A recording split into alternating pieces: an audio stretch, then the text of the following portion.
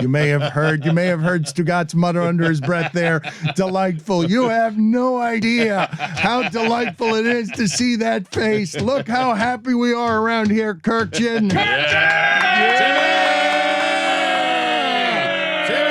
Hall of Famer!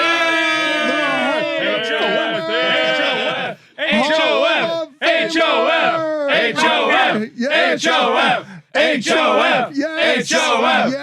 Come us down! Yes, you are the story. You've never wanted to be the story. You're the story. You're the Hall of Famer. Little Tim Kurkjian. Yes! Hall of Famer! Yes! Hall of Famer! Yes! All right, look, I'm not a Hall of Famer. Yeah, I'm in a wing of the Hall of Fame. Johnny Bench is a Hall of Famer. All those guys are Hall of Famers. There is a distinction. I'm never going to sign my autograph or whatever ever again. Tim Kurkjian, Hall of Fame, HOF 2022. It doesn't work that way, and don't start me with that.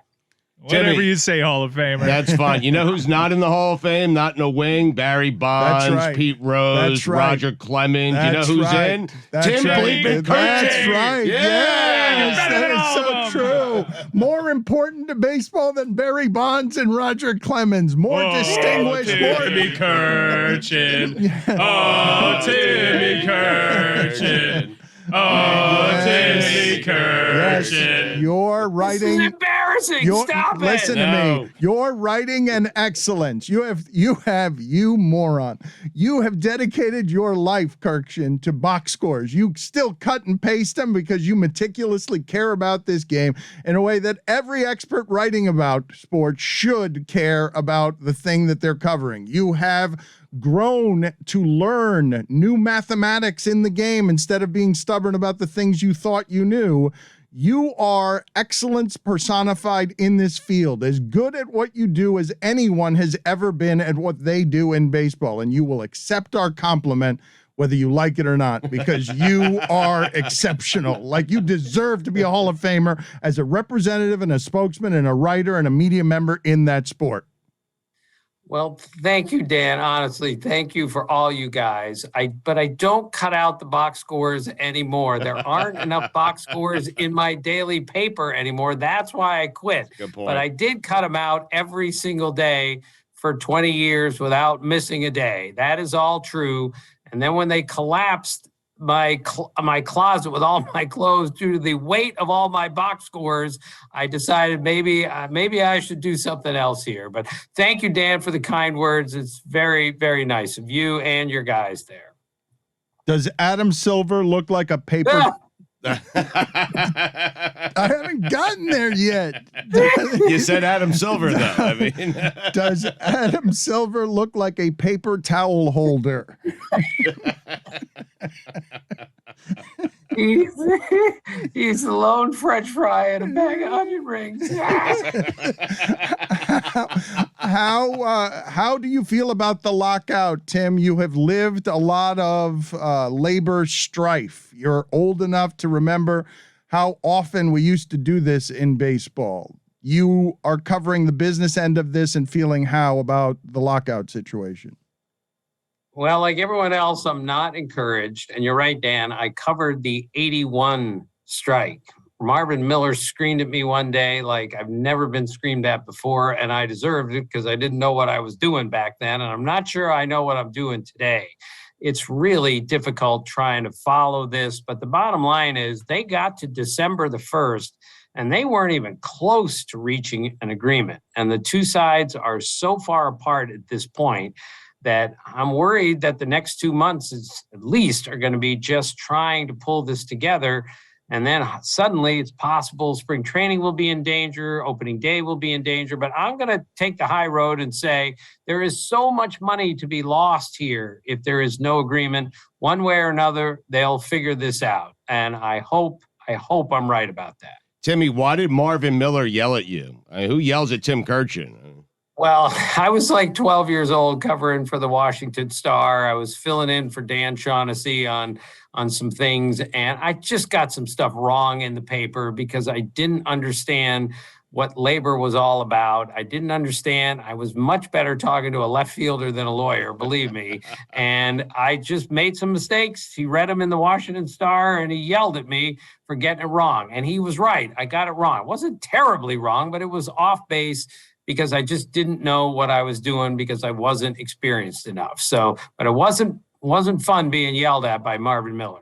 Is there someone off the top of your head that you think of yelled at you more or embarrassed you more than that one that you're remembering? Have you been, you're generally, I won't say you're a gentle journalist, but you are a courteous man. You are a courteous journalist. You're not trying to make mistakes. I really can't imagine a whole lot of people yelling at you for any reason whatsoever, because you take great care in your craft. So who else has yelled at you like that? Well, Rick Burleson yelled at me in 1987 in the Orioles clubhouse. I had written a story the day before on the second base situation, and he was very critical of Alan Wiggins and the way they were using their second baseman. Now, he told me, now look, don't make a big deal out of this story. And I said, Rick, I can't tell you how we're going to play this story. All I know is I'm going to write it fairly and correctly, which I did.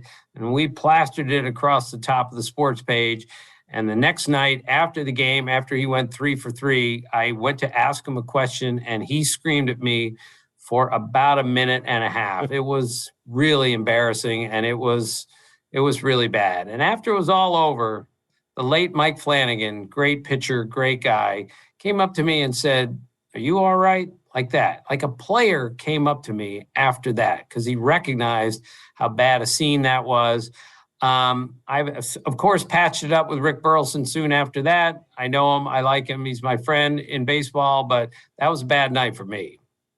Tim, can you tell everybody how big of a deal it is for Buck O'Neil to finally make the Hall of Fame? Yeah, it's a huge deal. Look, he was a player, he was a manager, he was a coach, he was a scout, but he was a promoter for Negro League Baseball like nobody else. He brought that sport, he brought baseball along so well, and he explained with tremendous storytelling what Negro League Baseball was all about. He should have been in the Hall of Fame years ago. And I know when I wrote my first book and I did a chapter on Negro League Baseball, the first person I called was Buck O'Neil. And he told me story after story, and he told me Jackie Robinson stories. Nobody told a better story than Buck O'Neil, and no one is more deserving of the Hall of Fame than him, and we're all so happy that he's in. Does Bob Huggins look like a used car dealer who pulls you into his office while negotiating to say, look, I'm actually losing money on this deal? Does Dan Orlovsky look like a youth pastor? He does look like a youth pastor. Does Jim Harbaugh look like the guy at the urinals in the public bathroom who pees with his hands on his hips?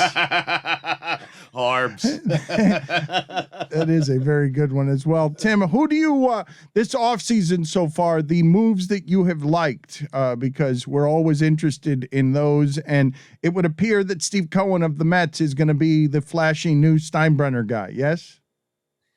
Yes, and there's no way around it. The Mets have had a great offseason. They signed Max Scherzer, who was the best pitcher on the market, period. And he's still got 2 really good years left, maybe 3. That's how determined that guy is. They also went and got a third baseman in Eduardo Escobar. They needed him badly. They got Starling Marte to play center field. They got Mark Canha to play left field. They had 4 pretty big holes on the team, and they filled them all. So there's no way around this. Steve Cohen has the money, and he's willing to spend it because he's a fan of the Mets, sometimes maybe too big a fan of the Mets, but good for him for trying and spending money. I'm not sure he's made a lot of friends in the owner business, but he doesn't care. He just wants to win. Tim, who do you think is going to be the next Mets manager? I think it'll be Buck Showalter. And I think we're all guessing here still. It will come at the end of this week.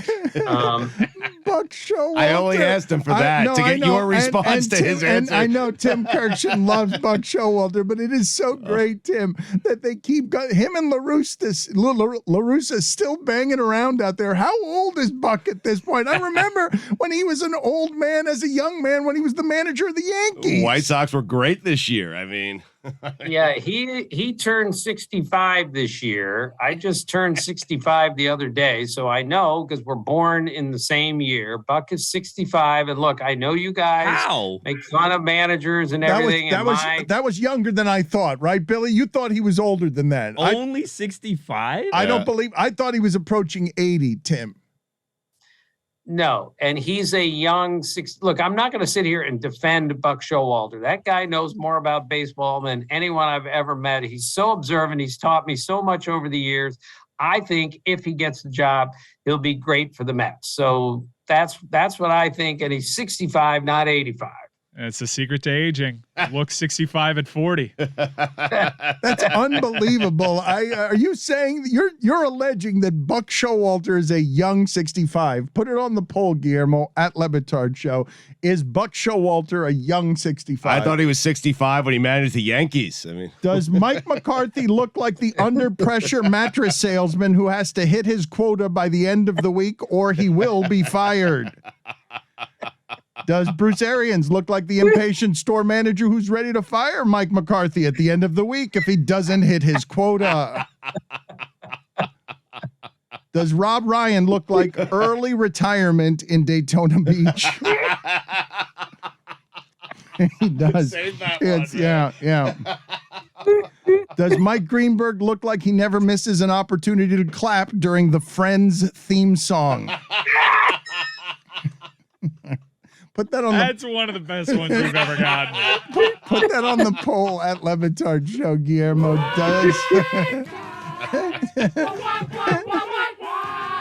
does Mike Greenberg look like he never misses an opportunity to clap during the Friends theme song? Tim, do you hate like the mechanics of the business of the lockout? Like, do you understand what they're fighting over and who's being unreasonable and the minutia? We all understand baseball is very profitable. These television deals are enormous, and they can afford to pay these salaries. That what is it now? A single year for Scherzer is going to cost you how much? $40 million.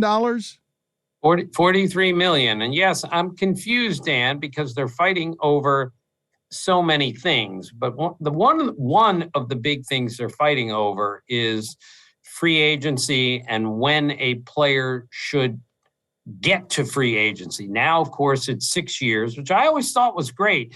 In baseball, being the hardest game in the world to play, in my mind, you really got to prove yourself in that sport before you really get paid. And it usually takes 6 years to prove yourself. Well, the players are saying, after 6 years, we're 30, 31, 32 years old, some of us, and they're not paying those people like they used to unless you're a great, great player. So the union is saying, all right, we want free agency before 6 years, maybe 5 years, maybe even fewer years than that. And the owners are, of course, pushing back on that. And, of course, the union is saying we need to do something about the manipulation of service time, that if a young player is ready and he belongs in the major leagues, you need to bring him to the major leagues and not keep him in the minor leagues in order to keep control of him for longer in your system. So these are just two of the things that are really going at it. And what it comes down to in a lot of ways is 5 years ago, the owners did really well in the last CBA. And the players feel like they lost and now they want to get everything back. And I just don't think it works that way in a two-way negotiation. Does Mike Zimmer look like an elf who is really pissed his toy prototype keeps getting rejected over the decades? Does Alex Rodriguez look like a shady, high-priced defense attorney from a prestigious law firm who tells his less wealthy clients that prison isn't nearly as bad as the internet makes it out to be? pretty good, man.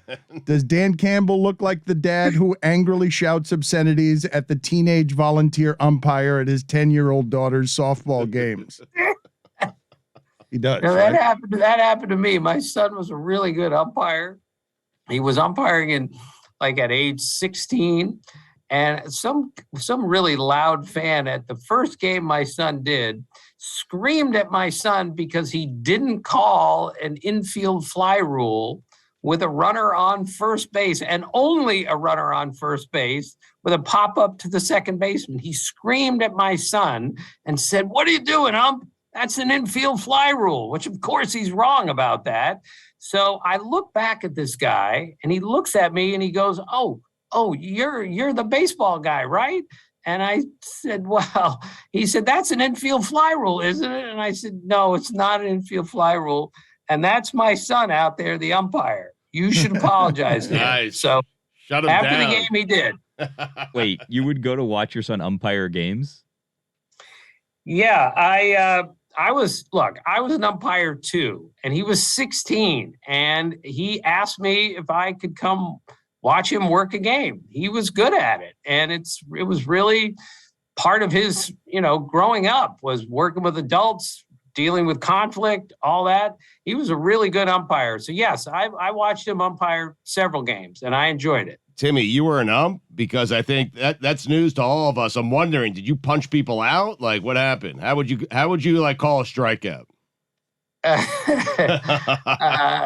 Look, I wasn't exactly Dutch Rennert back there, but I was emphatic on strike 3. I mean, I would give strike 1, strike 2, and then I would do a little chainsaw on strike 3 like that. But it wasn't showy. It wasn't. That was an impotent chainsaw. Your chainsaw was pathetic. It was bad. I told you, but I was in high school, so I told you I brought one of my friends to umpire the bases with me one day, and he wasn't an umpire, and he didn't know anything about baseball because my regular base umpire didn't show up. So I had to bring my friend. So we had 2 umpires, and the bases were loaded late in the game. And the catcher overthrew the pitcher with the bases loaded, and the ball went flying towards center field. And my umpire friend picked it up, caught it, and threw it back to the pitcher. And nobody scored on the play. It was like the stupidest thing I've ever seen, but he didn't know any better. He didn't realize the ball was in play. So, so we had to keep the bases loaded. It was so bad. And the coach, who really got screwed on that play, just came up to me and said, "Where did you get him?" I said, "I'm sorry. He's an actor. I needed somebody because my regular guy didn't show up." It was awful. Tim, I thought that umpiring would be like a nice retirement job for you. You'd go around, do youth leagues, but it seems like you've done this. How far do you think you could have gone, Tim, if you would have pursued this instead of writing? I would not have been a good umpire because, frankly, and I've told you guys this, behind the plate is a terrifying place to be when people are throwing 100 miles an hour, and the only thing protecting you is a catcher, some equipment, and a chest protector that if it hit me there, it would go all the way through my body and hit the screen on the fly like some bad cartoon.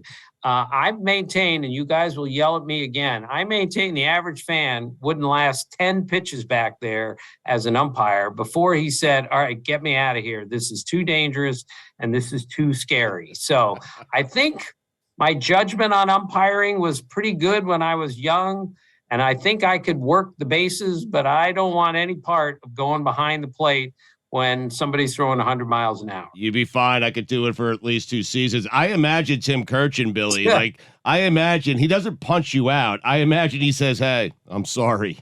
That was strike 3. Yeah, I'm sorry. My deepest apologies. Did you ever I'm change a sorry. call because someone was too mean to you? One day umpiring, and this is like from a Woody Allen movie or something, the supervisor of umpires was at the game I was doing because I was a young umpire and he was just looking after me to make sure I was okay. And I had the plate, and there was a play, and I'm going to get yelled at by you guys on this too. There was a play at first where I called the guy out, safe, it doesn't matter. And I called him out, and the manager came out and started screaming at me and said, "Tie goes to the runner. tie goes to the runner. And he's screaming at me in front of everyone. So I have to explain to him, there is no such rule as tie goes to the runner. No umpire on any level has ever used that. It's not in the rule book. It is not a rule. Story. And this guy then proceeds to scream to the entire crowd. This guy doesn't even know the rules, to which the supervisor of umpires then came out of the stands, went up to the coach, screamed at the coach, then looked at the crowd and said, "Ladies and gentlemen, there is no such rule as tie goes to the runner. The umpire is right. Yes. The coach is wrong, and the coach needs to give an apology to my umpire." That all happened in front of everyone. So how old were you? And you're telling us right now, I was not aware that that's not in the rule book. I still thought, I'm 53 years old this week, and I thought tie does go to the runner. Dan, everyone thinks that. I'm just telling you that it's not in the rule book. And you ask any umpire that has worked on any legitimate level, and I didn't. I'm 16 and I'm working a little league game, but those are the rules, and no umpires ever say, "Oh, well, he was safe because it was a tie." There is no such thing, and 99% of the people out there think there is, and that doesn't make me some pedantic little twit. I'm just telling you, that's what it says in the rule book, and I read the rule book before I became an umpire. Tim, so what happens when there's a tie? Well, it's as the umpire says, it's not a tie. He was out or he was safe. Again, there's no explaining it. Look, there's so many rules in the rule book that cannot be explained. The whole check swing thing drives me crazy. There's nothing in the rule about a check swing. What is a check swing? We don't even know what the word is. Did he check his swing? Was it a checked ED swing? I mean, I'm not saying the rules are great. I'm just saying that this is the way the rule book is written. I love all of these questions. I've never asked myself whether it's a check swing or a checked swing. What is the answer to that question? I thought I would have assumed it's a checked swing. I can't believe there's nothing in the rule book about check swings. I can't believe tie doesn't go to the runner. It's all stunning. These are stunning things he's revealing again and again. Does Tim Kurkjian look more like an Italian tailor from a spy thriller or like a high school chemistry teacher who casually exclaims, "Whoopsie daisy," after accidentally creating mustard gas? Which one would you select there? I not you. don't know. I'm not asking you. I'm asking the group there. I don't. Which one would you guys choose? Because he does look like an Italian tailor. Oh, I disagree. No, Mustard gas. Mustard gas, definitely mustard gas. Okay. Also a World War I buff who is then a chemistry teacher who accidentally makes mustard gas. Well, I wanted to run this by you guys. So I ran into a couple the other day, and I used to know the wife a long time ago, and I hadn't seen her in a long time. And she saw me like 6 months ago, and she said, "Tim, now that Paul Giamatti has lost a lot of weight, you look like Paul Giamatti." Does anybody see that at all? Put it on the poll, Guillermo. I'm not suggesting that I'm better looking than him or he's better looking than me or anything else, but how in the world do you get Paul Giamatti losing weight and looking like me? What does that mean? Put this on the poll, Tim. Please put this on the poll for Tim. Does Tim Kurkjian look like Paul Giamatti? And also put on the poll, who is more clearly handsome? Tim Kurkjian or Paul Giamatti? I mean, it's Kurkjian. I just want to get to the bottom of this. At LeBatard Show, do you think, Tim, that Urban Meyer looks like he negotiates? Hang on, guys. Hang on. Sorry. We've just pulled up a picture of Paul Giamatti from a recent episode of Billions. He looks like Tim Kurkjian. Really? I'm going to send this picture in the Zoom chat. He looks like Tim Kurkjian. Okay, no way. It's impossible. This is uncanny. This is not possible. Uncanny? What do you mean uncanny? You guys just interrupted the most sacred of things. I was right in the middle of reading Sacred schmacred. an Urban Meyer looks like to Tim Kurkjian. Let's go ahead and put that up in the Zoom at your leisure here. And in the interim, I will just read him various looks like. Are you ready? Does Wayne Rooney look like a toy soldier? He really does. Does Brandon Staley look like the first person to be killed in a murder mystery on Netflix? Holy shit, Dan. Oh my God. Does it?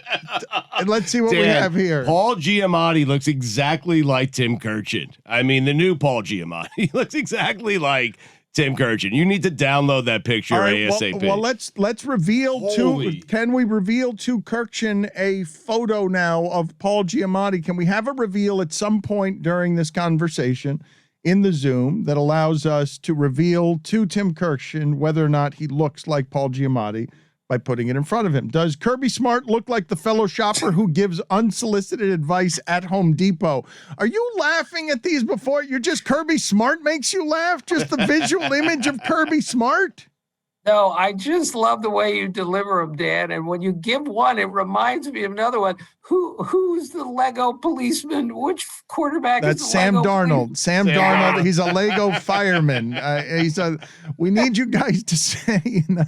We need you guys to send your looks like to us at LeBatard Show, whatever it is you got, because the March tournament is coming up upon us, and we've got a whole bunch of them here to get to. With Tim. What are you laughing about, Stugotz? You're still laughing at I this sent photograph? him the picture of Paul Giamatti so Tim could see it for himself. Okay, so now you're just sending it to his text. All right, Tim, we will have the reveal. Tim is putting on his glasses here, and he will tell us whether he thinks he looks like Paul Giamatti. Well, what celebrity do you think you look like, Tim? Oh my God. I look like Paul Giamatti.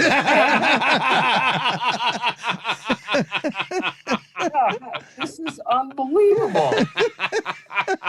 I wasn't sure if I should be flattered or not, but I just didn't. And that guy's one of the greatest actors I've ever seen. I love the guy, but now the Stugotz picture makes me look like, so he looks just like me. I know. Oh, God. It's been a long time since we asked Tim Kurkjian to solve some of our moral dilemmas around here. So can someone recap for him the Chris Cody story, the dilemma? Yes. So Chris Cody was leaving a local mall, and it was very busy on the eve of Christmas, obviously. And so there were two cars that were fighting over it. And so he walks to his car, and one of the cars gives up. But then another shows up, and Chris backs towards the initial claimer of the parking spot, and the other person comes in and takes it off him. So the two questions are, number one, when you're walking out to your car in a busy parking lot and multiple people are laying claim to it, do you need to point towards the car that is going to get the parking spot? And number two, do you need to set a pick by backing away from the car that's claiming it so that person can take it?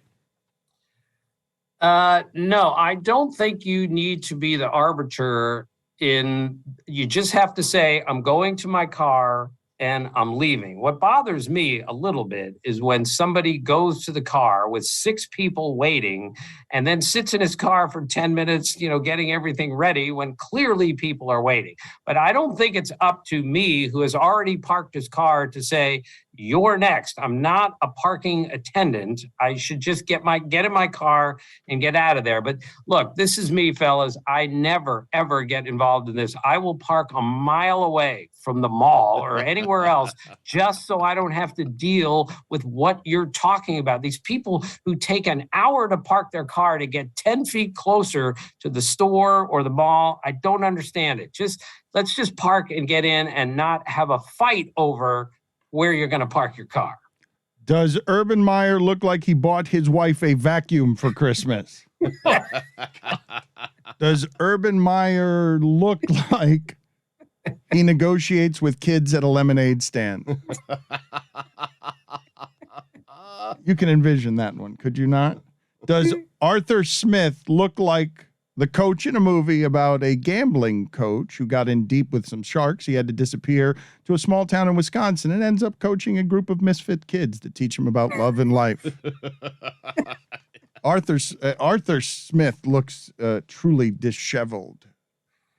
Tim, is anyone going to surprise us this offseason with what they do with their money, or are the the players that are now in the game, the players that are going to be in the game, and the free agent market is now, it's now essentially over for only open for smaller business?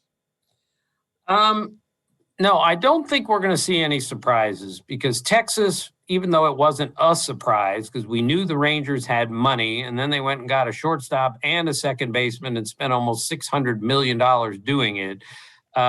That wasn't a shock, but now that they're off the board for the most part, I don't see, for instance, Detroit, which has done some pretty nice things so far. I don't see Seattle, let's say, coming in and just knocking some doors down. I just think the Yankees and the Dodgers, once the transaction freeze is over, and let's hope that sooner rather than later, I think we're going to see the big boys really get involved. And it's going to be a free agent frenzy as soon as the time comes, and it's going to be a crazy couple weeks before spring training begins. That's assuming we get this done, say, the first week of February, which we're all praying for. But I don't see a team coming out of nowhere. I think it's the big teams that say, all right, Yankees got to have a shortstop, got to do it now, and then they go get somebody. Tim, the Marlins made some moves this offseason, but how do they realistically compete in the National League East with the Braves, Phillies, Mets, and even Nationals, who are, a little down right now? All right. They're not, sorry, Billy, they're not going to compete this year for a playoff spot. They're just not there yet. You saw 2 years ago when they made the playoffs, what a terrible offensive team they were. It was a miracle they made the playoffs, and a tribute to everyone involved that they did. But they still don't have a good offensive team, and they're trying to get better. But the hope is for them, of course, is that young pitching is so good, and they have some young pitching that they can deal if they want to go get another hitter. But I just don't see them having enough offense to make a real dent in a very difficult division. I think this one is too lowbrow, but I will read it anyway. Okay. Joe Judge looks like he's graded and ranked every fart he's ever had and still remembers the chili cook-off fart outbreak of 1997. I don't think that deserves your laughter. I think that is it deserves my laughter, not Tim's. I think we've run out of material here, Tim. Thank you for being on with us, Tim. It is good to catch up with you. It is good to see you again. And in all sincerity, because you haven't told us the story. I've read the story, but you haven't told us of how you learned that you became a Hall of Famer, because Stugotz, and this is not going to surprise you, our beloved friend, who really cares about that game still in a way that is unusual, and I think he would admit makes him a totally lopsided human being who cares way too much about this silliness and family, and basically those are the only two things that matter in the world, are family and baseball. His job, yes. Family and his job. But the way he loves this thing, he loves it in an unusual way, that when he got the news, I read this correctly, right, Tim, that you wept. You were moved to tears. Yeah, and just to tell you the story, which I probably shouldn't, but I was nervous as could be a week ago Tuesday, so I was just trying to kill some time. So I went to Harris Teeter for groceries, which I do virtually every day anyway, because I do all the shopping and all the cooking, and I'm terrible at both. But I just decided to kill some time thinking if I get a call, it won't come for another 2 hours. So I was at the Harris Teeter in the self-service checkout line when Jack O'Connell, the Secretary Treasurer of the Baseball Writers of America, called me. And I thought, oh my God, this is it. I don't think he calls you if you lost. I think he only calls you if you win. So I was like dragging water across the scanner there. I picked up the phone and it was him. And he told me what happened, and I started to cry at the Harris Teeter. It was pretty embarrassing, but it was real and it was genuine. It was 41 years of deadlines and early flights and cutting out box scores. It kind of all felt like it was worthwhile. And if I may, and I know you guys don't like it when I get corny like this, but the next day, Wednesday, at 8:30 in the morning, Johnny Bench called me on the phone at my house and said, "Welcome to the club. You're one of us now." Wow. And I almost started to cry again. Johnny Bench, the greatest catcher ever, called to tell me that. Now, let's be clear one more time before I go. I am not a Hall of Famer. And certainly that distinction belongs only to the players. But when Johnny Bench called me on the phone, and he's never called me before, that was pretty cool, I must say. Look at Mike Ryan. What are you looking at, Mike? Are you well, moved? If to Johnny Bench himself is telling you, I think the Hall of Fame is reserved for the people that are the best in their field in this sport. And for my money, there is no better person in my lifetime at covering the game of baseball than Tim Kurkjian on merit. You're a Hall of Fame baseball writer. You're woven within the fabric of that sport. You're a Hall of Famer, Tim. Well, thank you, Mike. I really appreciate it. And yes, there's a spot for me in the Hall of Fame, but there's a distinction there. But that's not the point. The point is I'm honored beyond belief. This has been the most overwhelming 8 days of my entire life. I'm not even sure what to do certain days, but it's gone really, it's been way more powerful than I thought. And I had Jason Stark and Dan Shaughnessy call me before the election to tell me, here's what you have to expect if you win. And I still wasn't ready for it when it happened. A bit presumptuous of this Johnny Bench, making himself the captain of the welcoming committee. Who is he? Calling you at your house? Is it? How do you get your number? Guillermo, put it on the poll. Is it presumptuous of Johnny Bench to make himself the captain of the welcoming committee? Tim, you got anything to say to Billy on that? Yes. Well, on the Friday night before every Sunday induction, whoever gets in that year gets to go to a players only dinner at the Hall of Fame. And Johnny Bench is the MC of that program that night. So there are all these Hall of Famers and only Hall of Famers in the room. And Johnny Bench is the MC, and he's great at it. Man. He's hilariously funny. He can really sing. But Barry Larkin told me that Friday night when Johnny Bench welcomed him into the club was like the best night he's ever had. It was even better in a way than Sunday when he was so nervous and had to get up in front and talk to people. But in that room filled with only Hall of Famers, with Johnny Bench running the show, Barry Larkin said it doesn't get any better than that. The Binger Banger, the little general. Hench.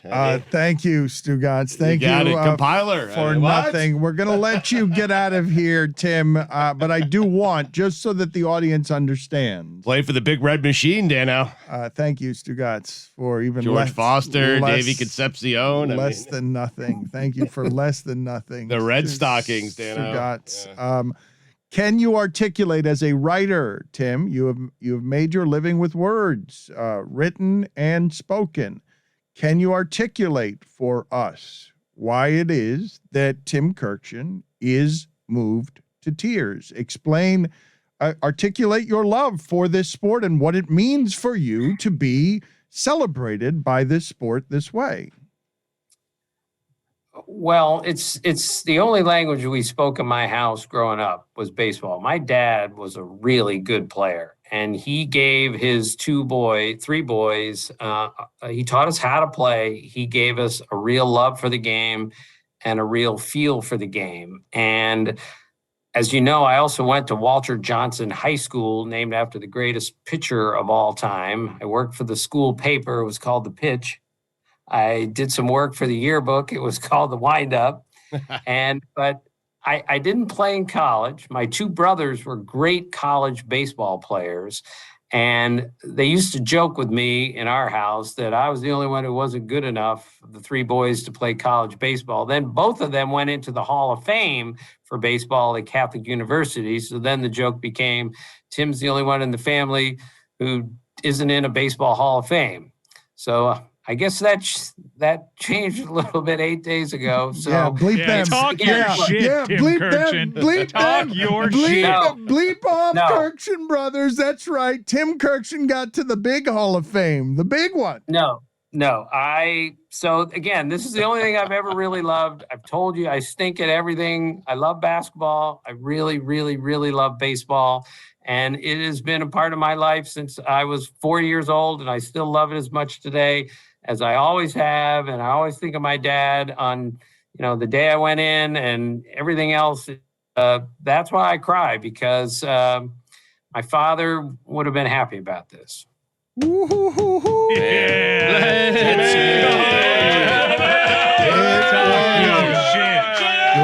your shit. Tim Kurkjian rules. We are thrilled to have you around, the Hall of Famer, Tim Kurkjian. You could tell we're happy for you, Tim. Thank you, buddy. Always. All kidding aside, thank you very much, you guys. I really, really appreciate it. Yeah. Does Adam Silver look like a pinky finger? Will, thanks for being on with us. And for people like Stugotz who do not want to do the reading and certainly don't want to go over the paywall because they've used up all their free stuff at the Washington Post, can you tell us what it is that you reported yesterday on Daniel Snyder and where he finds himself sort of on the fringes of owning his football team, but interfering with things like an NFL investigation? And again, thank you for joining us. No, it's my pleasure. So yesterday's story was about several instances over the course of the last year and change in which lawyers and private investigators working on Mr. Snyder's behalf did things that were perceived by people trying to speak to the NFL as attempts to interfere with the investigation. And I think chief of these is there is this woman who in 2009 accused Dan of an act of sexual misconduct, who settled with the team for $1.6 million. And last year, when the NFL's investigator, Beth Wilkinson, tried to interview this woman, her attorney alleges that Dan Snyder's legal team offered her more money if she agreed not to speak to Beth Wilkinson. Obviously important to note that Mr. Snyder's lawyers forcefully deny that allegation. What are the consequences of interfering with an NFL investigation? None. And I think it's an important distinction to make is that I think the folks at the NFL would argue that regardless of what attempts were made, Beth Wilkinson, the NFL's investigator, was able to interview everyone she wanted to interview ultimately and was able to do all the work she needed to do. The outcome of that investigation, we don't know because Roger Goodell has kept it entirely confidential. So because they weren't successful in buying or intimidating their way out of it, because they weren't successful, there is no punishment for it? I don't know the NFL's reasoning because they've never released a report.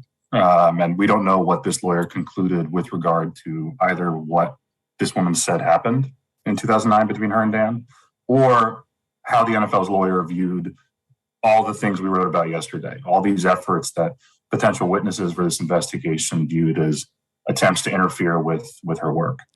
Will, what can you tell us about the NFL not giving Washington Post reporters access to much of anything and how you report a story around someone as powerful as Daniel Snyder, who has all manner of means of keeping information out of your hands? I mean, reporting into and around Daniel Snyder is among the most difficult things we've had to do in my time at the Post, just because of the tremendous amount of fear that people who've worked for him or who've done business with him have, because of things we wrote about yesterday. He drags people into court, he sends PIs after people, and it's just it brings a degree of stress that I'm glad that story is done and no longer part of my day-to-day living. What kind of hardships were real for you in this? You really thought that you thought you were in some peril, or just that there would be active interference from the shadow world? It's primarily, Dan's a very litigious person. So writing any story about, Dan, you have to weigh every word in a way. We spent weeks with like 9-part Zooms with lawyers and editors, just dissecting every word in the story, in anticipation that, we could someday be in a courtroom having to explain our decisions. Hey, Will, it's Kate here. I was wondering, can you take us through what trying to connect with a source would be like on a story like this when you say, Dan Snyder is such a litigious person in the shadow world and all of that stuff? Can you take us through actually trying to get a source to go either on the record or help you on this It's story? not just that, Will. I've heard the story for 30 years, right? As Snyder was buying up media empires, that he was making his way through that city in a way that everybody fears him in that city because he could cause for you headaches you did not want in your life. Right. I mean, I think ultimately the best sources for this stuff have been, these women who worked for the team and, endured different degrees of traumatic experiences and want him held accountable. So I think, for all the stress and trouble it's been, the last year and change has been probably easier than in years past because, we can make argument to people who have information about Dan or have documentation relevant to our reporting pursuits that, look, there are a lot of women who came forward who, we're not talking about, billionaires or millionaires. We're talking about, 20-something, 30-something-year-old women who had, relatively low-paying jobs at the team who want this man held accountable and want some degree of transparency from the NFL, and it's not happening. And it's not the only way to increase the likelihood of it happening is to keep the pressure on with stories like the one we published yesterday. Will, can you take us inside of some of the newspaper's other reporting into this investigation that we do not know what the NFL has learned about Daniel Snyder and his environment, but we have learned through the Washington Post's reporting. I don't know if it was your reporting, what this culture was like. We do have a pretty good idea of what some of the more damning details are. At least the tip of the iceberg. Right. It's funny. I was reading some of the commentary on our journalism last year, and I think there was a degree of like, well, this just happens in professional sports. It's a male-dominated universe. It's just a rough place for men and women to work. And, there are a number of women we interviewed who worked for the Washington football team, but then went to work for other professional sports teams who said, no, there was a particularly acute and discriminatory and abusive culture in that organization. And it's just, we have the one detail we had in yesterday's story about how Dan Snyder was offended that Bruce Allen, who he just fired, had not sent him a text message congratulating him on hiring Ron Rivera. That's in line with the sort of degree of sort of petty bullying, abusive behavior we reported on previously. I think one of our first stories last year, there was a top executive of Dan's for years who'd been a college cheerleader.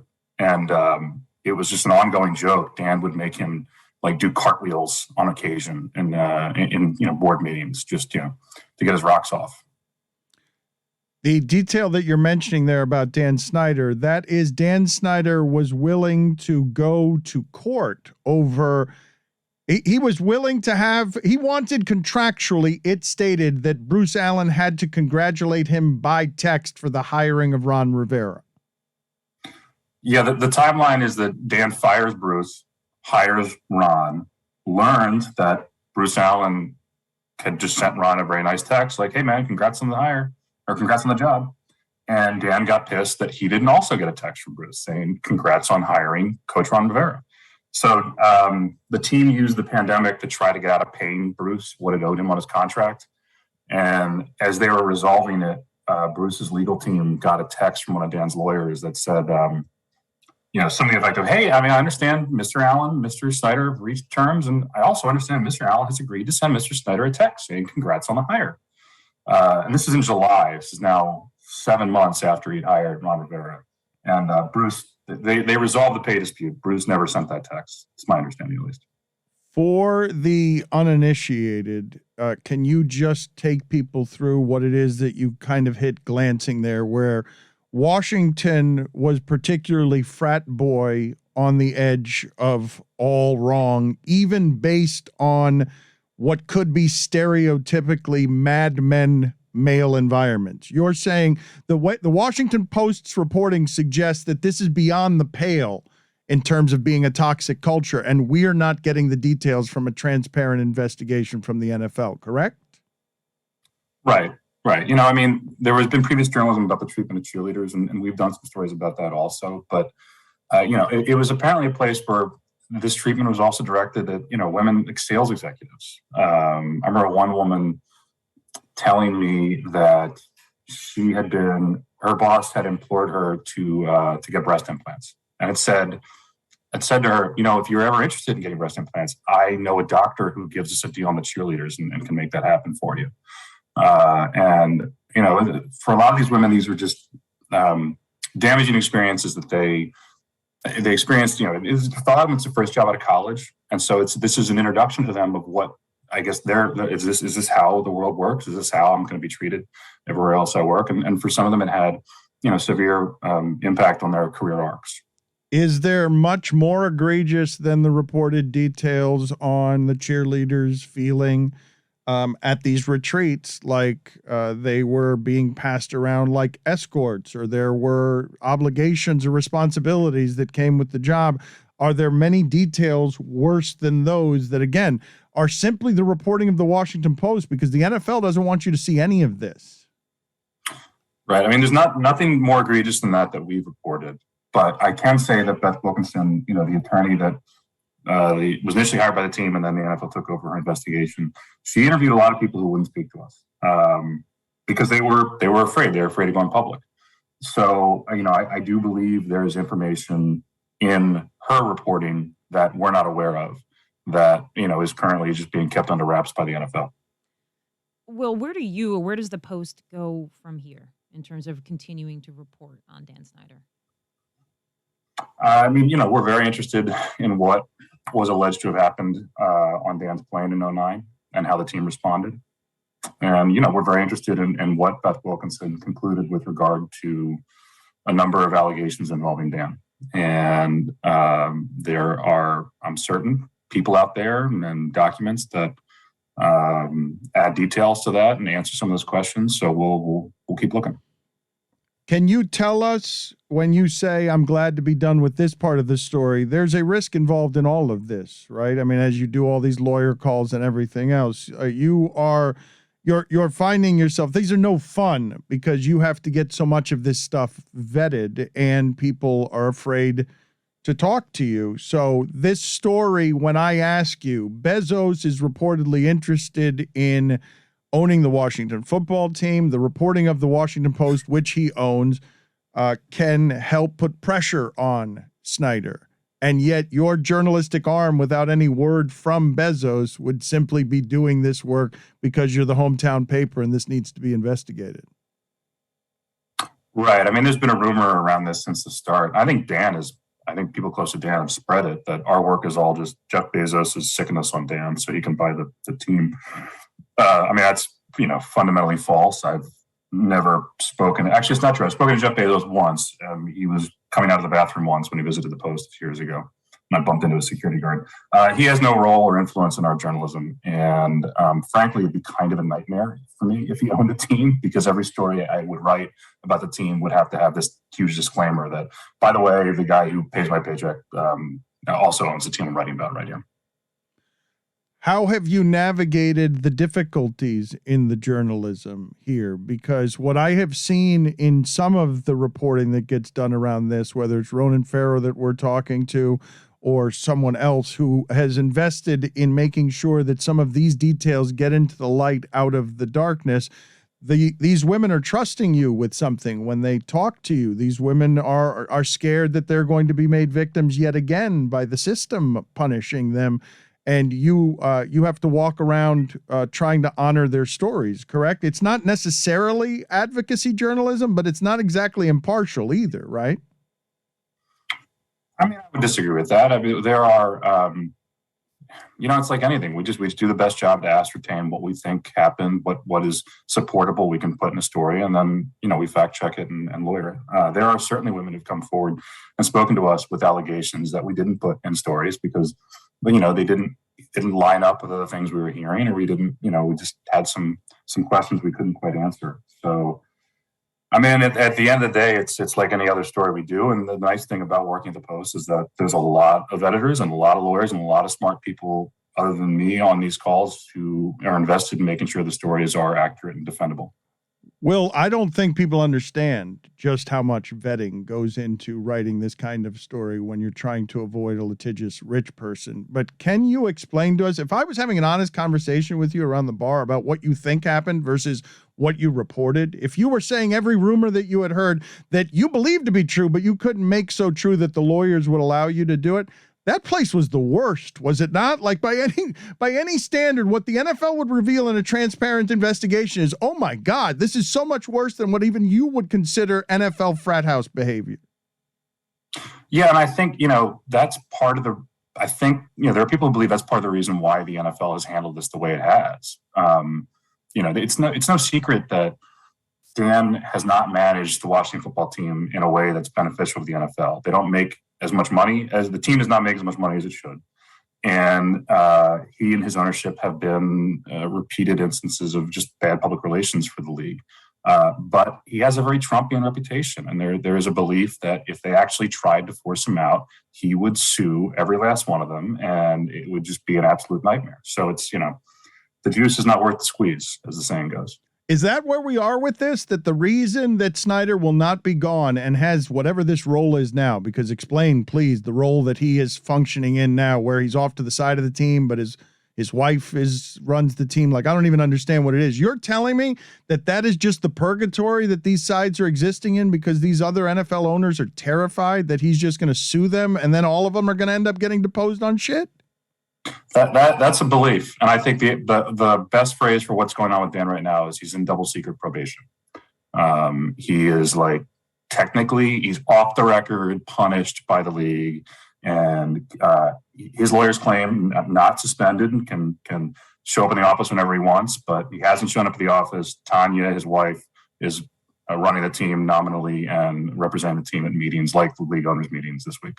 Are they ever going to take his team, or are you saying no? If they haven't taken it already, they're not going to take it. If they're going to take the hit of hiding the investigation and this nightmare and then throw it all at Gruden, no, this is the end of it. There's a very high bar for forcing an NFL owner to sell his team. Really, any owner. I mean, I think Mark Cuban, on the Donald Sterling scandal, Mark Cuban expressed concern about this is kind of a slippery slope. Yeah, so I think the only example I can think of is Eddie DeBartolo, and there were federal criminal charges there.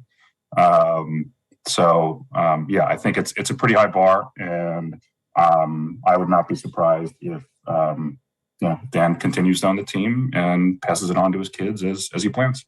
Let me put it to you another way, Will, as I get you out of here. If you could report the story that gets Dan Snyder gone, are you telling me there is no such story? Short of, something criminal, you're telling me nothing could be reported about this franchise, that the fear of him litigating all the other owners into play will result in anything substantively punitive? I mean, I can only report, what is accurate and what I can corroborate. But what I can tell you is that Dan has a litigious reputation, and there's a very high bar out there for forcing an NFL owner to sell his team. And yeah. It almost doesn't matter what gets reported. He's got so much power and money that he can withstand anything, basically, short of I think these would be great crescents for Roger Goodell. You guys should line him up one of these days. Thank you. Will, did you feel like you were being interrogated? I'm sorry. It was excellent work that you did, and I wanted people to appreciate that. I really don't think people understand the amount of vetting. How long did you have to work on that story? What kind of nightmare was that story in your life? How much did you grow to hate that story? I've been speaking to my editors and lawyers more than I've been speaking to my wife or daughter for the last week. Okay. I'm sorry. But thank you for the reporting that you did on this story, and thanks for tolerating us. It's my pleasure, Dan. Thanks. Can you guys tell me where we stand, Kate, with this 3-point competition? You are not coming into town to do it this time. You are in town for other business Meadowlark matters. But where are we with the 3-point competition against Tony and others? Yeah. Well, I'm not playing. Yeah. Jess has opted out. Much like Mike, I'm hoping people forget about this 3-point competition. You're referring to my my Paul Finebaum thing, which I will do after the holidays. Well, which holidays? Because people have found a loophole TBD. there. Yeah, I and heard that there's a lot of holidays. I saw you also doing. I saw you did an interview on the local news where you committed. That was Peacock. It's national. It was baby. national news. National. Okay, you did a televised interview. What was that? Why was I getting a televised? Breaking the Mario Cristobal news has really opened so many doors for me. Truly, what happened there. Next thing you know, you're asking me about how many millions of dollars Nick Saban is getting, and is that fair in a society? Air quotes. You were doing the equivalent of the national news as a sports expert who broke the Mario Cristobal news, and they asked you in the middle of that, seriously asked you, are you going to hold up your bet where you shave your head so it looks like Paul Finebaum? I did not appreciate that line of questioning. That was not in my prep packet whatsoever. But they made you commit on air now to you are going to do it. After the holiday. Whenever, Yeah. which holiday? We don't know yet which holiday. A holiday. It wasn't specified. That's going to be a weasel move. That's going to outrage our audience. As Kate learned with the eating of the pepper, you got to get to the content payoff. You postponing this through all holidays is going to be an act of cowardice that will not be forgiven. Yeah. And I have applauded Mike in this effort of deferring payment because in his pursuit of freedom from the bald head, people have forgotten about the bet with Tony on the three-point shooting. But I'm bringing it up And now. Do you fear Tony here? You fear Tony's shooting? He's got you intimidated with all his bluster? No. I don't fear Tony. I fear time. I fear my own lack of practicing over not a couple months, but 17 years. This is what I fear. Tony is he's sort of just the person who is in the space for me of like my own lack of like pursuit of basketball greatness over the last decade. It brings up a great question. I imagine an eternal sports question that perhaps you're trying to answer in Off the Looking Glass is, can a shooter always shoot?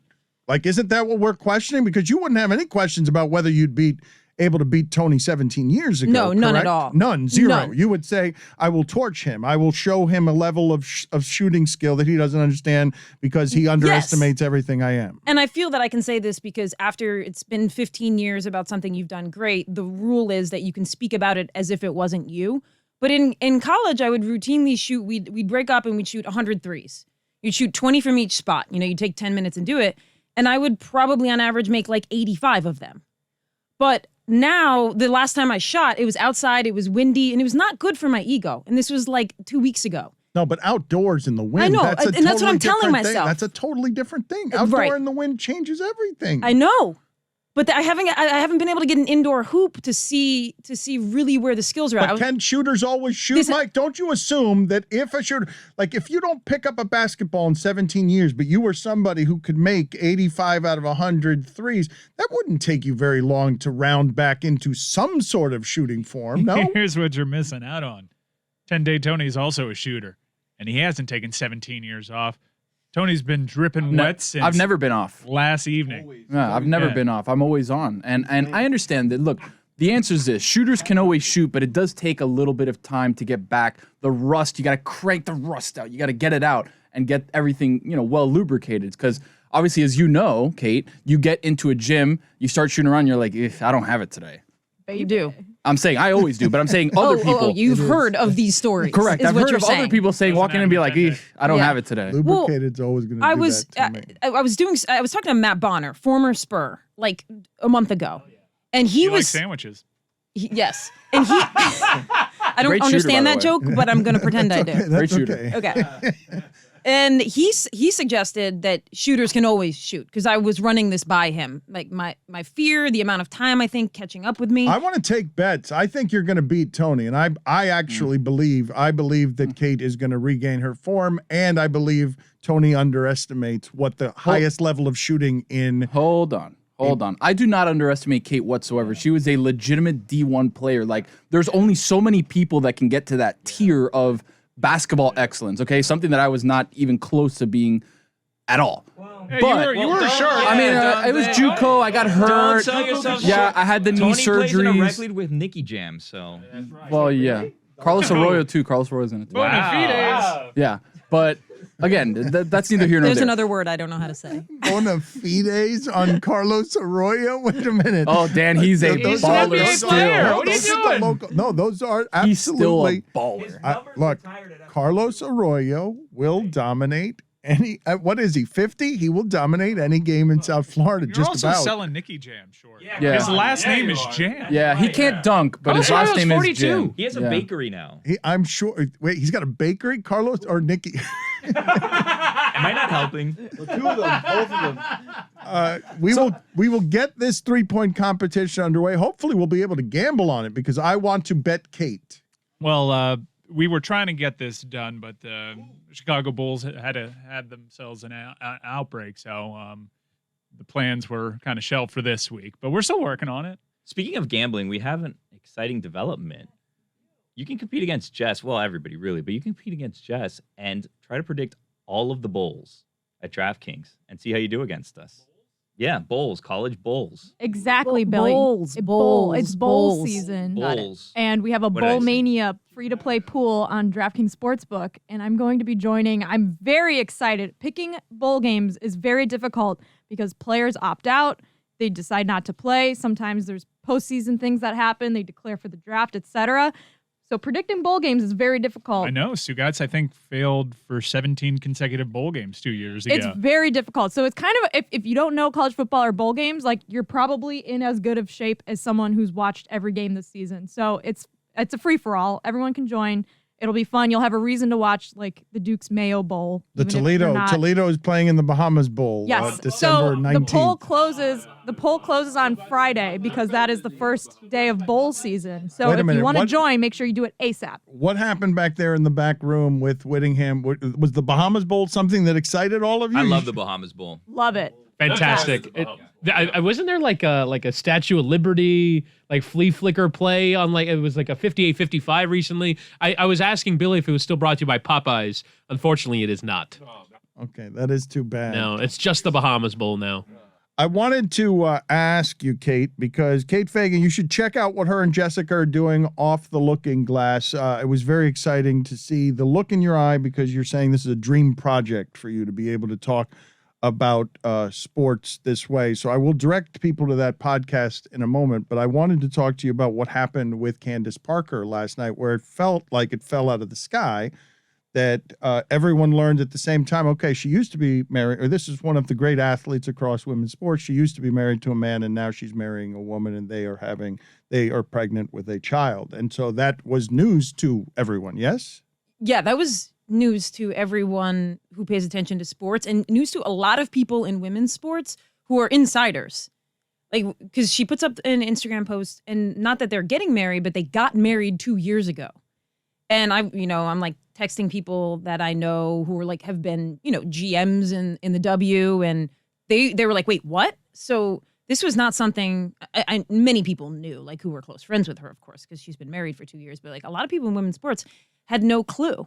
And it's an interesting dovetail to Off the Looking Glass, because recently Jess and I interviewed Nancy Lieberman of like all-time basketball fame, like, going back to the 80s, huge player at Old Dominion, and has seen many iterations of sport. One of the first, maybe the first woman's name you associate almost at all with sports outside of tennis is that name. Yes. Especially like from that generation. It's like Cheryl Miller, Nancy Lieberman. Those are probably the two for basketball.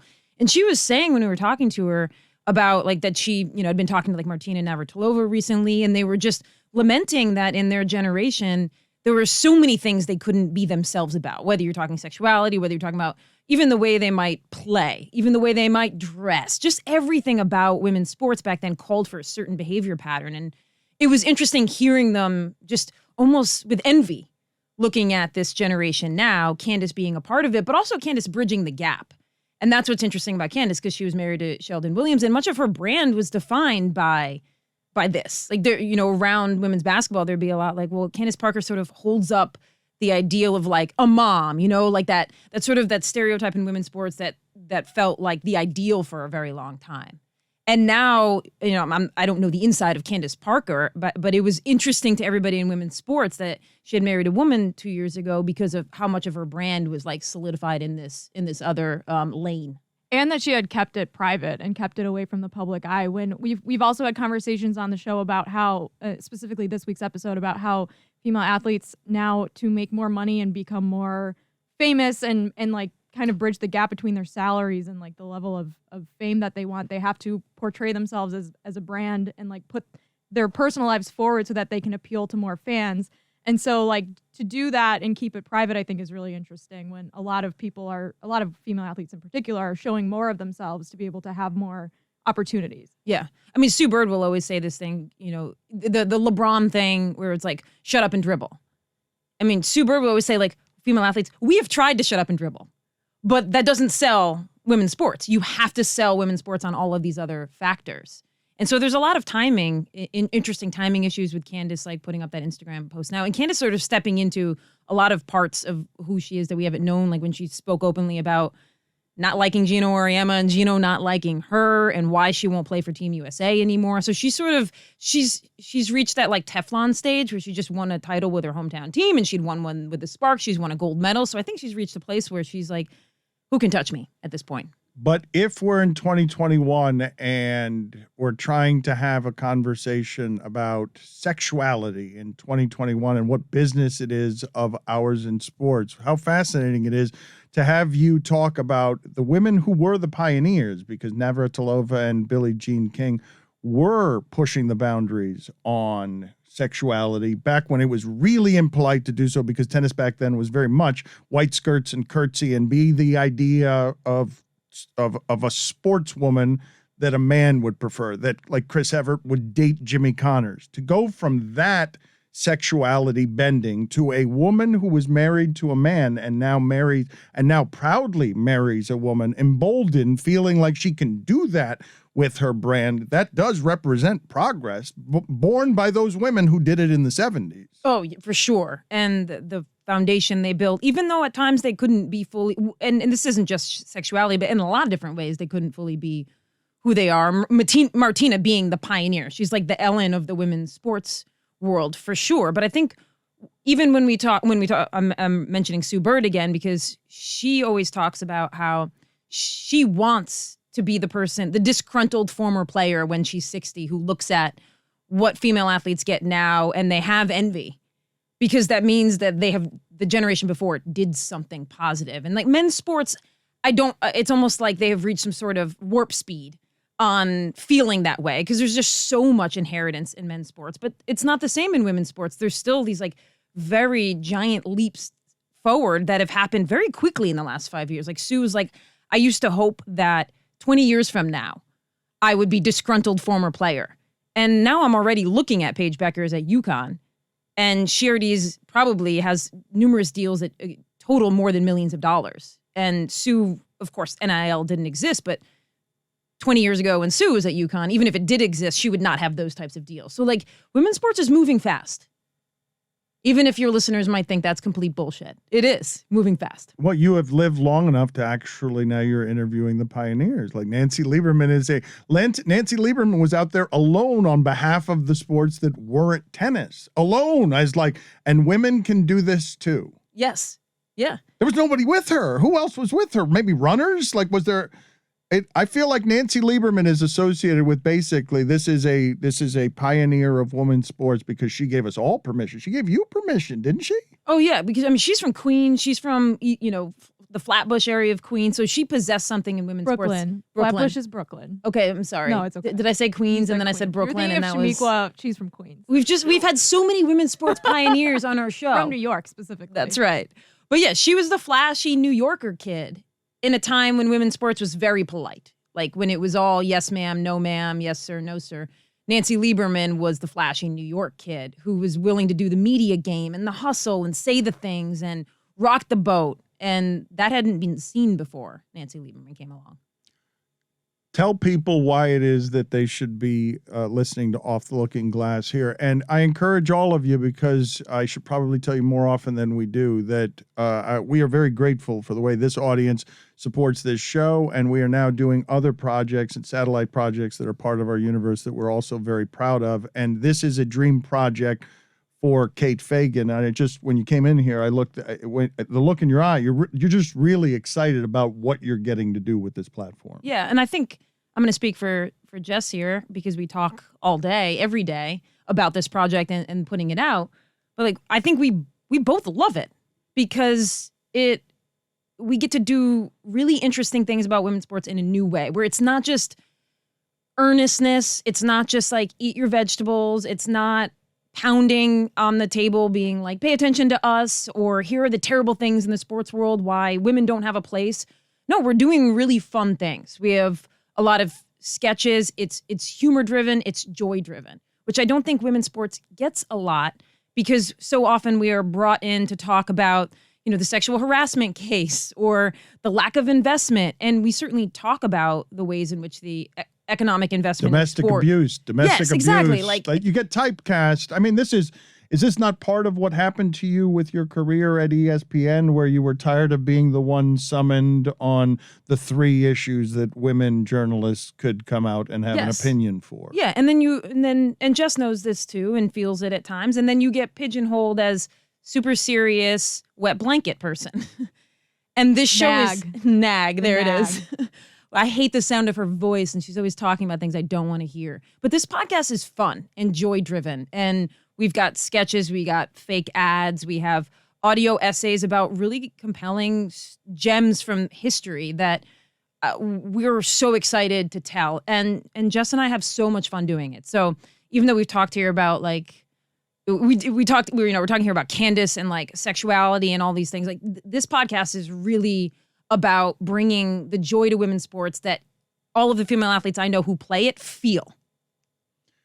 I can't think of a better promo than Kate over the last 5 minutes. The way that she's able to discuss these issues, like legitimately being one of the smartest people that I know. If you want to hear someone smart talk about sports, I know where you can find it, and it's in Stupodity. Stupodity. Check out Stupodity wherever you get your podcast. Totally set that one up. Damn it. Short week. Raiders Saturday.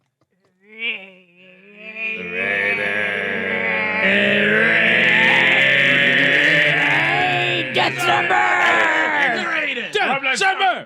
I am floored. I did not know, Jessica, that you had a Chris Berman impersonation. Please stop doing that to me. Do you have, is it just that you don't have any more other than that? Back. No, but I didn't want more Chris Berman. I just meant the Raiders. That is the beginning and the end of your impersonation. No one circles the wagons like the Buffalo Bills. That's how you have to do it. Excellent. Like Excellent. Yes. The G-Man. Okay, so it's got to it's just got to peter out is all it is that you need. Stugotz, I want to know, based on what it is that I saw that Tom Haberstroh and Amin El-Hassan were doing on YouTube, and I look forward to them continuing to create content after some of these games. But the Warriors go into Madison Square Garden last night, and the Knicks, which a month ago or 3 weeks ago, you and I agreed they are good. They are a good basketball team. Yeah. Since we said that, Thibodeau has been playing with all of the rotations because for a while there, Stugotz, the Knicks, and Thibodeau is defense, the Knicks starting 5 was hemorrhaging points at a historic clip. Nobody was playing defense, and now Kemba Walker is benched. They were 10-9 with Kemba Walker. They're 2-7 since benching Kemba Walker, and it is being said, who was it? Which Crawford was it? Was it Jamal Crawford? That it's low-key disrespectful to bench Kemba Walker. And I want you to put it on the poll, please, for us, Whittingham, at LeBatard Show. Is it low-key disrespectful to bench Kemba Walker? Because your Knicks lose at home last night, and they are a 500 team. They're below 500. They're 12-16 now. They've lost 4 straight. And they haven't been nearly as good with Kemba Walker out of the lineup. I don't know if it's they've been 2-7 with Kemba Walker out of the lineup, but they were historically bad defensively with Kemba Walker in the lineup. I know, but they were winning more games when Kemba was in the lineup. So, but Thibs wants it his way. He wants his guys to play defense. It's hard for me to criticize him because for the first time in over a decade, I guess, he made my team relevant last year. And they were supposed to be good this year. They had expectations. I've never had expectations, or it's been a while since I've had them. But I think at this point, like, message has been sent to Kemba Walker. Your team was better offensively when he was in your lineup. I have to think he got the message defensively. And if you're the head coach of the Knicks or any head coach, you have to give your team the best chance to win basketball games, regardless of how they do it. Maybe they don't do it your way. Every team is different.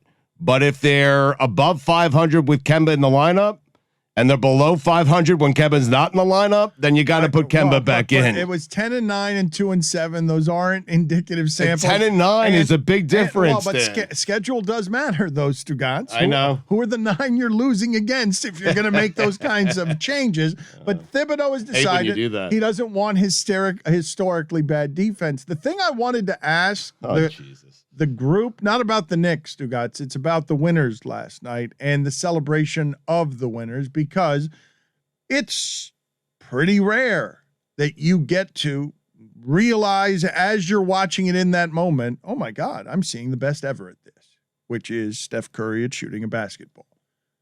I'm seeing by leaps and bounds, even JJ Redick is saying, yes, we've never seen anything like this. This is the perfection of this that no one thought, the art of shooting that no one thought possible by the human form. He has changed it. And last night they were celebrating emotionally for him that he's hit more threes than anyone ever. He breaks a Ray Allen record. I don't think any of us knew what the number to that record was, or it's a record that we cared about, but it was unusually emotional. And I'm watching it and I'm like, is it possible for me to appreciate that this is unprecedented excellence that I'm watching in this dude, and this record ceremony doesn't move me at all? Like, none of this. Well, the record doesn't move you at all. No one cares about that record. No one knows what the record, like, no one, if you asked an average NBA fan, hey, who has the most threes and how many threes has he hit in his career? Most wouldn't have that answer. It was an emotional ceremony I knew Steph Curry is the greatest I've ever seen at shooting a basketball, but something about passing Ray Allen meant something to him last night when he's weeping on the court. He should have just purposely missed till they went back home and then done the ceremony there. What is the point of doing it in an away stadium? Just miss. Well, if you're going to do it there, Mecca. though. Yeah. It's a Mecca. No, if you're going to do it there. Yeah. I mean, it is the Mecca. It's Madison Square Garden. That's all you guys have. Is other people performing well in that exactly arena. Right. You're right. You're right. That's all we have. Yes. That and a 10-9 record with Kemba Walker. I do think the meaning in it is not necessarily in the record itself. It's how far he is going to set the record by, right? Like Tom Brady and his passing statistics and his Super Bowl wins, they're going to be so unachievable that, like, Steph Curry is now going to kick on from here and make 2,000, 3,000, 4,000 more three-pointers. Like, he is so far and away the best three-point shooter ever, and he's going to continue at this pace for at least a couple more years, to the point where this record might be unattainable in a few years. Do you realize that what we are experiencing, it is really a great joy and blessing if you can get to the celebrating of sports instead of arguing about it or making controversies or talking about the du jour thing of the day that people argue about in sports. You realize we're living in 2, maybe 3 careers with LeBron James, that you're watching Joe DiMaggio's streak of 56 games play out in the other sports with an excellence that either has no precedence, or you're watching somebody set the records in a place where they're not going to be any kind of achievable. I don't think that the people who were watching DiMaggio hit 56 straight when baseball was America's pastime and everyone, they couldn't even gather around a television to celebrate something. Joe DiMaggio was an American sports hero, the height of what America was, and he was setting a record that would never be broken. 56 straight games. We're watching it with Tom Brady. We're watching it with the shooting of Steph Curry, and LeBron's trying to get into that conversation somehow. Yeah, he'll pass Kareem, I think, with the points. For reference, Ray Allen broke Reggie Miller's record at age 35. When he walked away from the game, he was 39 years old. and he still had plenty of good basketball in him. He certainly could have still been an effective shooter. He decided to hang him up at age 41. Steph, were not for that weird kind of tanking injury year that he had last year that prevented him from playing a full season. He could have done this at 32. He did it at 33. When you extrapolate, when you project what his current clip is, by the time he hits Ray Allen's age of retirement, I cannot fathom that what that record might look like, who could possibly be within reach. And what jarred me yesterday is I always think of Steph as a kid, primarily because we thought of him as a kid. It's like we're talking about Steph Curry, babyface Steph Curry breaking all-time records. Mike, our first interview with Curry was about him getting carded at the movie theater.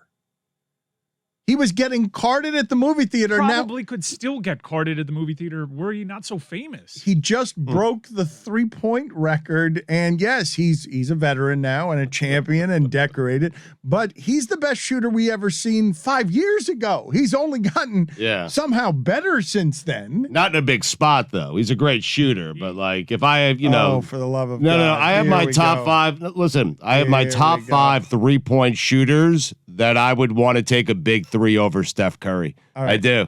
Hey, hit one in a big spot. How about that? Seriously. Who are the 5? Oh, you want my 5? Yeah, of course. Okay. These are the 5 guys I'd rather take a 3 with my life depending on it than Steph Curry. Okay. What was your favorite song again, real quick, just before we get to the 5? What was that? What was your favorite song again, real quick? From Fleetwood Mac. Fleetwood Mac. F Mac. Little Lies. I got it. F Mac. Yes. F Mac. That's what everyone. That's where. All right, top 5 3-point shooters. I bailed out of a sentence. I wasn't done Stugotz there. trusts more than Steph Curry. Number 5. Klay Thompson. Number 4. Ray Allen. Number 3. Reggie Miller. Number 2. Michael Jordan. Really? Oh yeah. Yeah. Really? Number 1. Robert Horry.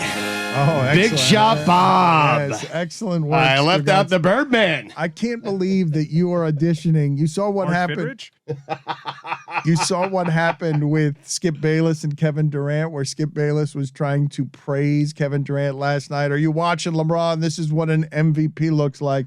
And Durant just sliced him by putting on Twitter, I really don't like you.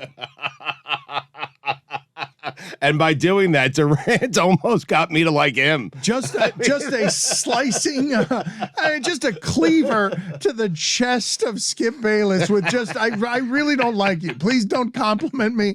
Please just, no. So well played by KD.